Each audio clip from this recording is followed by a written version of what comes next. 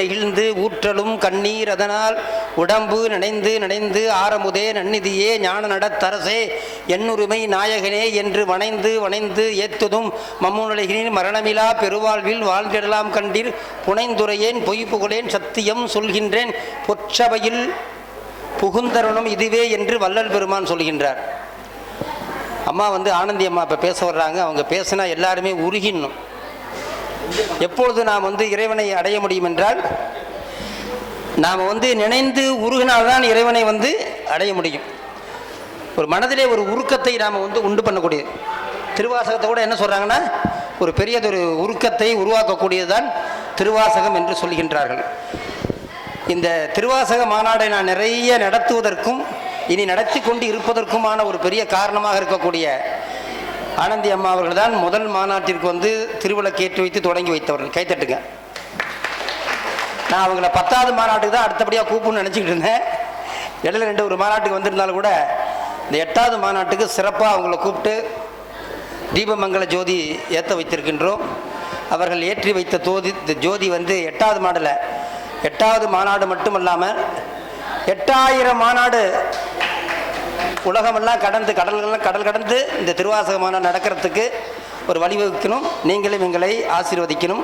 அடுத்தபடியாக நாங்கள் 9வது மாநாடு கேரளாவில் போய் நடத்த போகிறோம். வெகு சீக்கிரத்திலே மலேசியாவிலும் சிங்கப்பூரிலும் இந்த திருவாசக மாநாடு நடத்துறதுக்கான ஏற்பாடுகள் நடந்து கொண்டே இருக்கின்றது. எல்லா மாநாட்டிற்கும் அம்மா அவர்கள் வரணும், ராஜலிங்க ஐயா வரணும். இப்பொழுது அம்மா சிறப்புரை ஆற்றுவார்கள். சிறப்பான ஒரு பணி என்னவென்றால் அனாதையாக இறந்து போகின்றவர்களுடைய திருவுடலை எடுத்து அடக்கம் பண்ணுகின்ற பணியை செய்து கொண்டிருக்கின்றார். அனாதை யாரும் இல்லை அவனேதான் தந்தை அப்படின்னு ஒரு பாட்டு கேட்டிருக்கோம். யாரும் யாருக்குமே அனாதை கிடையாது. யாரும் யார் கூடவும் வரவில்லை, யார் கூடவும் சேர்ந்தும் போக முடியாது. சேர்ந்து போக முடியுமா? சேர்ந்து ஹோட்டலுக்கு போகலாம், டீ குடிக்க போகலாம். அப்படி அனாதையாக யாராவது இறந்துட்டாங்கன்னா ஒரு பெரிய ஒரு புண்ணியம் என்னென்னா, கல்யாணத்துக்கு செய்கிறத விட அனாதையாக யாராவது இறந்துட்டு அந்த சடலத்தை எடுக்க முடியாமல் தவிக்கிறாங்க பார்த்தீங்களா, அவங்களுக்கு செய்யக்கூடிய உதவி தான் ஒரு பெரிய ஒரு உதவி. அப்படிப்பட்ட உதவியாக சென்னையில் இருந்து கொண்டு சுமார் 5000 அனாதை பிணங்களை அடக்கம் செய்வதோடு மட்டுமல்லாமல் எங்களை போன்று வளரக்கூடியவர்கள் ஆன்மீகத்தில் ஈடுபாடு உள்ளவர்களுக்கும் நாங்கள் என்ன மனசில் நினைக்கிறோமோ அதை அப்படியே தரக்கூடிய அளவு அம்மா அடிக்கடி சொல்லுவாங்க, என் கையில் ஒன்றும் இல்லை, ஆனால் நான் நினைத்தால் இறைவன் அருள் இருந்தால் உங்களுக்கு அதை தரணும்னா தந்துடுவார்னு. இப்போ கூட சொன்னாங்க, உங்களுக்கு நான் பெருமாளை தான் கொடுத்தேன் நடராஜரை, இன்னும் சிவகாமி அம்பாள் செலவு கொடுக்கல, சிவகாமி அம்பாளோட வரேன்னாங்க. சரி நீங்கள் முதல்ல வாங்க, இன்னொரு முறை பார்த்து கொள்ளலாம்னு. அதனால் அப்படிப்பட்ட ஒரு சிறப்பான பணியை செய்து கொண்டிருக்கின்றார்கள். பெண்ணாய் பிறக்கிறதுக்கு ஒரு பெருமையை சேர்க்கணும். ஒரு பெண்ணாக இருந்து இவ்வளவு பணியை செய்ய முடியுமா? எல்லாராலையும் முடியுங்கிற என்ன இருக்கு. ஆண் பெண்லாம் கிடையாது. தோன்றி புகழோடு தோன்றுக அகதலின் தோன்றலின் தோன்றாமை நன்று. இந்த மண்ணில் பிறந்துட்டா அந்த மண்ணுக்காக ஏதாவது செய்யணுங்கிறதெல்லாம் மறைஞ்சு போயிடும். ஆன்மீகமான தெய்வீகமான விஷயத்தை செய்வது மட்டும்தான் நிலைச்சிருக்கும். அப்படிப்பட்ட நிலையான பணியை செய்யக்கூடிய அம்மா அவர்கள் இப்பொழுது உரையாற்றுவார்கள். ஹலோ நம பார்வதி பதையே.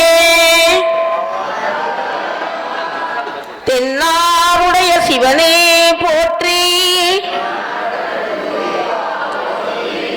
அங்கங்க இருக்கிறவங்க எல்லாருமே மொத்த பேர் இங்க வந்துருங்க. இந்த அற்புதமான திருவாசக மாநாட்டுக்கு வந்திருக்கிறவங்க அனைவருக்கும் என்னுடைய மனமார்ந்த வாழ்த்துக்களையும் நன்றியையும் உருவாக்கி கொள்கிறேன். யாருமே பேசாம எல்லாருமே இந்த பக்கம் வந்தீங்கன்னா ரொம்ப சிறப்பா இருக்கும். நல்ல தகவல்களை வாங்கிட்டு போகணும்.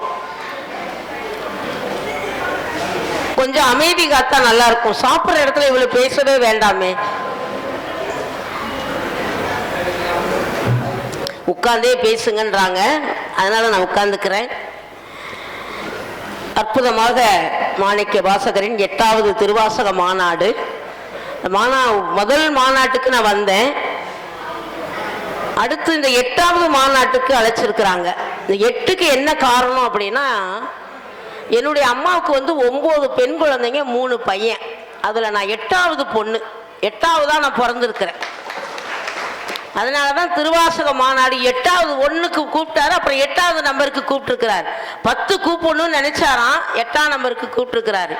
இந்த 8ஆம் நம்பர் ஒரு அற்புதமான நம்பர். பீஷ்மர் அவங்க அம்மாவுக்கு 8வது பிறந்தவங்க. பாபாஜி வந்து அவங்க அம்மாவுக்கு 8வதா பிறந்தவர். கண்ணன் அவங்க அப்பாவுக்கு 8வதா பிறந்தவர். காமராஜர் 8 மந்திரியை வச்சுதான் ஆட்சி பண்ணாரு. அவர் 8 ஆண்டு காலம் சிறையில் இருந்தார். இந்த 8க்கு அவ்வளவு பெரிய ஒரு மகத்துவம் இருக்கு. 1ஆம் நம்பர் 2ஆம் நம்பர் எப்படி போட்டாலும் இப்படி வந்துடும். ஆனா 8 மட்டும் என்ன செய்யும்னா, எங்க தொடங்குறோமோ அங்கேயே போய் முடியும். அந்த 8க்கு அப்படி ஒரு பவர் இருக்கு.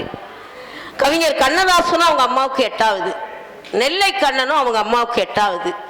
இப்படி இந்த 8 எப்படியே சொல்லிக்கிட்டே போகலாம். மாணிக்க வாசகர் எழுதின 8ஆம் திருமுறை, இந்த ஈசனடி போற்றி, எந்த அடி போற்றி, தேசனடி போற்றி, அதுவும் 8 தான் வரும். அந்த போற்றி போற்றின்றதும் 8 தான் வரும். அந்த 8க்கு அவ்வளவு ஒரு மகத்துவம் இருக்கு. அப்படி ஒரு மகத்துவமான 8ஆம் நம்பரா என் தாய்க்கு பிறந்து இன்னைக்கு இந்த மைக்கை பிடிச்சி திருவாசக மாநாடு 8வது மாநாடுக்கு இன்னைக்கு வருகை தந்திருக்கிறோம். அதனால வெற்றிக்கணி சாமி எதையும் கணக்காக தான் பண்ணுவார். அதுபோல தான் இந்த ஒவ்வொரு மாநாட்டுக்கும் கூப்பிடுவார். எனக்கு வர்றதுக்கான வாய்ப்புகள் கம்மியாக இருந்தது. ஆனால் இன்னைக்கு இந்த 8வது மாநாட்டுக்கு எப்படி வந்துடணும்னு, நேற்று வர முடியுமா என்னன்னு கூட பார்த்தா எப்படியாவது வந்துடுவோன்னு வந்திருக்கிறேன். உங்கள் அனைவருக்கும் என்னுடைய வாழ்த்துக்கள். அற்புதமான இந்த ஆன்மீக பணிகளை சிறப்பாக செய்து கொண்டு இருக்கிறார்.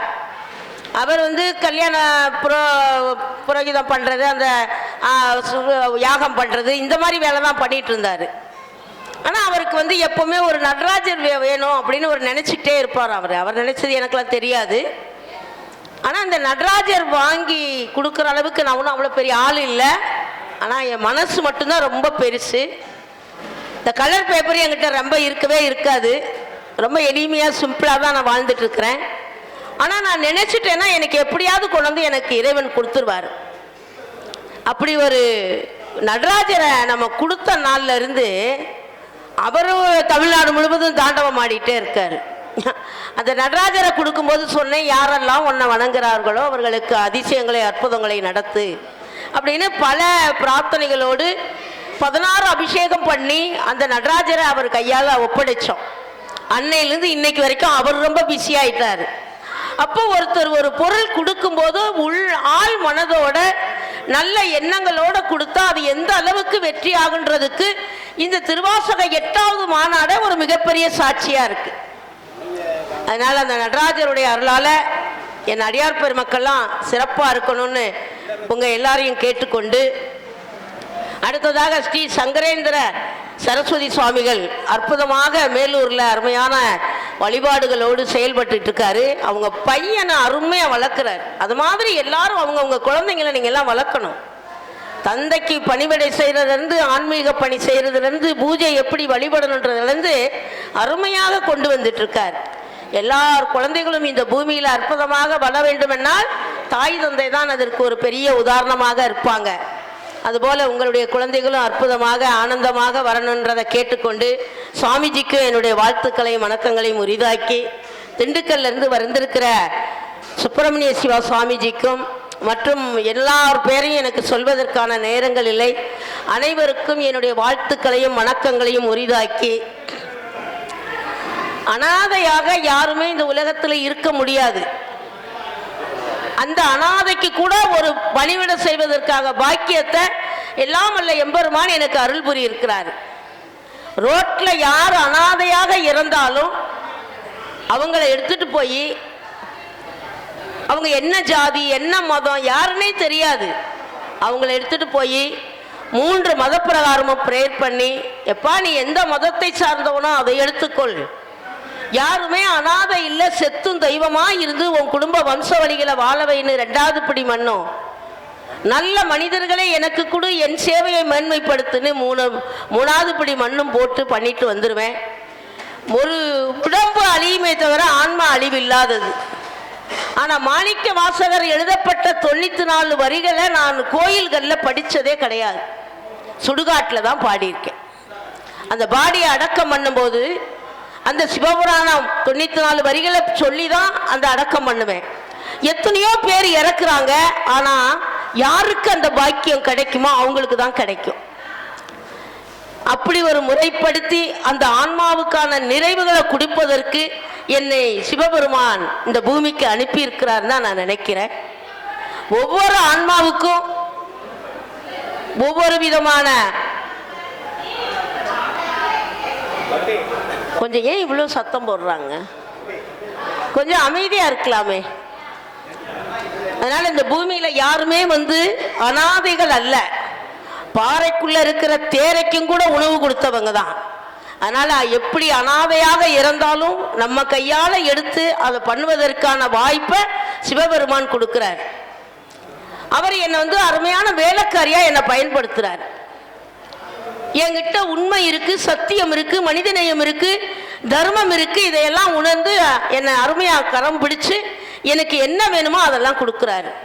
அதை கொடுக்கறத என் கையில வச்சுக்கவே மாட்டேன், அப்படியே யாருக்காவது கொடுத்துட்டு போயிடுவேன். அப்படி யாருக்கெல்லாம் தோணுதோ என்னெல்லாம் செய்யணுமோ அதெல்லாம் செஞ்சிருவேன். 5000க்கும் மேற்பட்ட அநாத பிணங்களை எடுத்து அடக்கம் பண்ணதுல ஒரு சித்தர் எடுத்து அடக்கம் பண்ணியிருக்கேன். அவருடைய ஆன்மா என்னோட பயணம் பண்ணதுனால்தான் இந்த ஆன்மீக பயணம். ஐயா அவர்கள் பேசும்போது சொன்னாங்க, பிறக்கும்போது யாருமே சாமியாரா பிறக்கிறது இல்லைன்னு. நான் பிறக்கும்போது சாமியாரா பிறக்கல, ஆனா இந்த ஆன்மா எனக்குள்ள இருந்து இந்த ஆன்மீக பணியை செய்வதற்கு என்னெல்லாம் சொல்றாரோ அது பிரகாரம் அவர் என்ன உருவமா இருந்து செய்யணும்னு நினைச்சாரோ இப்ப அதை அருவமா எனக்குள்ள இருந்து செயல்படுத்துறாரு. அதனால அதுவும் நான் அல்ல, அவர் தான் அது எல்லாமே பண்றாரு. இந்த அற்புதமான மாநாட்டுக்கு வந்திருக்கிற பெண்கள் எல்லாருக்கும் நான் சொல்றேன், எல்லாரும் மிக அன்பாக கேளுங்க. எனக்கு நிறைய சாமியை பற்றிலாம் தெரியாது, என்னுடைய அனுபவங்களை மட்டும்தான் நான் எல்லா இடத்துலையுமே பதிவு செய்வேன். அப்படி ஒரு அனுபவத்தோடு உள்ள விஷயங்களை உங்களோட பகிர்ந்துக்கிறேன். எல்லா இடங்கள்லையுமே நான் சொல்வேன், அதை இங்கேயும் நான் பகிர்ந்து கொள்கிறேன். அற்புதமாக இந்த நிகழ்வுக்கு நிறைய ஃபோன் கால் பண்ணி மிக சிறப்பாக என்னை எப்படியாவது இங்கே வர வைக்கணும்னு இளவரசன் ஐயா அவர்கள் வர வச்சுட்டாரு. நேற்று காலையில் கூட கொஞ்சம் யோசனையாக இருந்த முந்தானத்து எனக்கு கொஞ்சம் உடம்பு சரியா இல்லை, தண்ணி ஒத்துக்காம கொஞ்சம் ஜலதோஷம் பிடிச்ச ஒரு மாதிரி இருந்தது. காலையிலே ஃபோன் பண்ணிட்டாரு, அம்மா கிளம்பிட்டீங்களான்னு கேட்குறாரு. அப்போ நம்ம கிளம்பிடணும்னு உடனே கிளம்பி நைட்டு 11 மணிக்கு இங்கே சேர்ந்தேன்.